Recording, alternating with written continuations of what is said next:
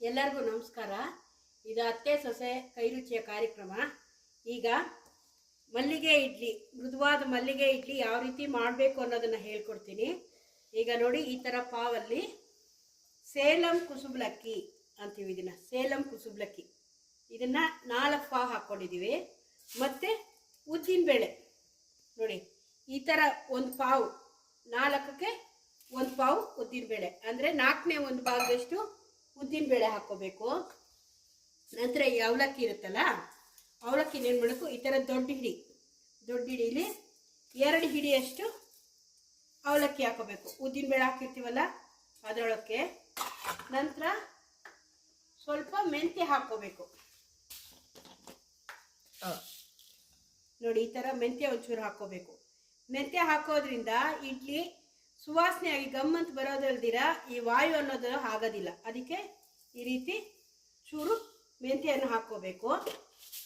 ನಂತರ ಈ ಸೇಲಂ ಕುಸುಬ್ಲಕ್ಕಿ ಏನಿರುತ್ತೆ, ಇದನ್ನು ಒಂದು 4-5 ಸಲ ತೊಳಿಬೇಕು. ತೊಳೆದು ನೆನೆಸಿಟ್ಕೋಬೇಕು. ಮತ್ತು ಈ ಉದ್ದಿನಬೇಳೆನೂ ಸಹ ಒಂದು 4-5 ಸಲ ತೊಳೆದು ಕ್ಲೀನಾಗಿ ನೆನೆಸಿಕೊಂಡು 6ರಿಂದ 8 ಗಂಟೆಗಳ ಕಾಲ ನೆನಿಬೇಕು.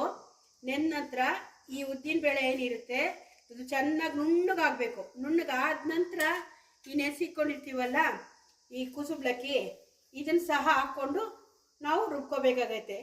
ನಾವು ಯಾವ ನೀರಲ್ಲಿ ನೆನೆಸಿರ್ತೀವೋ ಅದೇ ನೀರಲ್ಲೇ ನೆನೆಸಿದ್ರೆ ಇಡ್ಲಿ ಹಿಟ್ಟು ತುಂಬ ರುಚಿಯಾಗಿ ಬರುತ್ತೆ. ಇದನ್ನು ಇವಾಗ ತೋರಿಸಿದ್ದೀನಿ. ಇದನ್ನು ನಾಳೆ ಸಂಚಿಕೆಯಲ್ಲಿ ಯಾವ ರೀತಿ ಇಡ್ಲಿ ಹಿಟ್ಟಿರುತ್ತೆ, ಅದಕ್ಕೆ ಬೇಕಾದ ಸಾಮಗ್ರಿ, ಅದಕ್ಕೆ ಬೇಕಾದಂಥ ಪರಿಕರಗಳು ಮತ್ತು ನಂಚ್ಕೊಳ್ಳೋಕೆ ಏನು ಬೇಕೋ ಚಟ್ನಿ, ಈರುಳ್ಳಿ ಚಟ್ನಿ, ಅದನ್ನು ನಾಳೆ ಎಪಿಸೋಡಲ್ಲಿ ತೋರಿಸ್ಕೊಡ್ತೀನಿ. ಎಲ್ಲರಿಗೂ ನಮಸ್ಕಾರ. ಇದು ಅತ್ತೆ ಸೊಸೆ ಕೈರುಚಿಯ ಕಾರ್ಯಕ್ರಮ. ಈ ದಿನ ಇಡ್ಲಿ ಮಾಡೋಣ ಅಂದ್ಕೊಂಡಿದ್ದೀನಿ. ನೋಡಿ, ಇಡ್ಲಿಗೆ ಈ ರೀತಿ ಇಟ್ಟು ಈ ಹದವಾಗಿರಬೇಕು.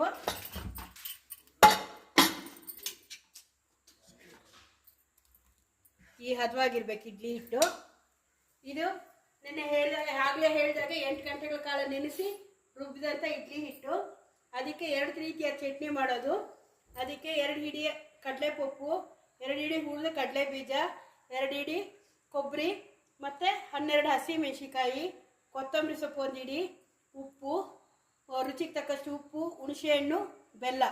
ಇದಿಷ್ಟು ಮಾಮೂಲಿ ಬಿಳಿ ಚಟ್ನಿ, ಕಡಲೆ ಬೀಜ ಕಡಲೆಪಪ್ಪು ಹಾಕಿ ಮಾಡೋ ಚಟ್ನಿಗೆ ಬೇಕಾಗುತ್ತೆ. ಮತ್ತು ಕೆಂಪು ಚಟ್ನಿಗೆ ಹಸಿ ಈರುಳ್ಳಿ, ಅಚ್ಕಾರದ ಪುಡಿ, ಉಪ್ಪು, ಹುಣಸೆಹಣ್ಣು, ಬೆಲ್ಲ. ಒಗ್ಗರಣೆಗೆ ಎಣ್ಣೆ, ಸಾಸಿವೆ, ಕರಿಬೇವು ಇಷ್ಟು ಬೇಕಾಗುತ್ತೆ. ಈಗ ನೋಡಿ, ರೆಡಿಯಾದ ಚಟ್ನಿಗೆ ಈ ಥರ ಎಣ್ಣೆನ ಹಾಕ್ಕೋಬೇಕು. ಎಣ್ಣೆನ ಹಾಕಿ, ಎಣ್ಣೆ ಕಾದ್ಮೇಲೆ ಸಾಸಿವೆ,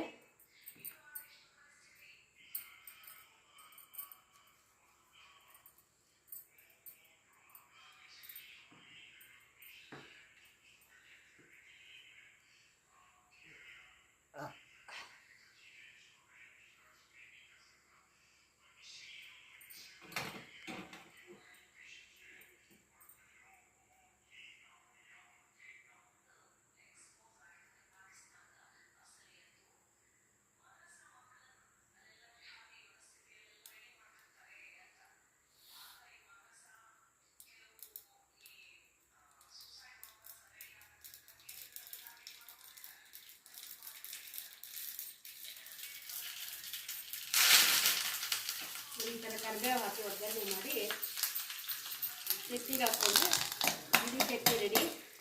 ಮತ್ತು ಈರುಳ್ಳಿ, ಅಚ್ಕಾರದ ಪುಡಿ, ಉಪ್ಪು, ಹುಣಸೆಹಣ್ಣು, ಬೆಲ್ಲ ಎಲ್ಲ ಹಾಕಿ ಮಾಡೋಂಥ ಕೆಂಪು ಚಟ್ನಿ ಕೂಡ ರೆಡಿಯಾಗಿದೆ. ಈಗ ಇಡ್ಲಿ ಮಾಡೋಣ.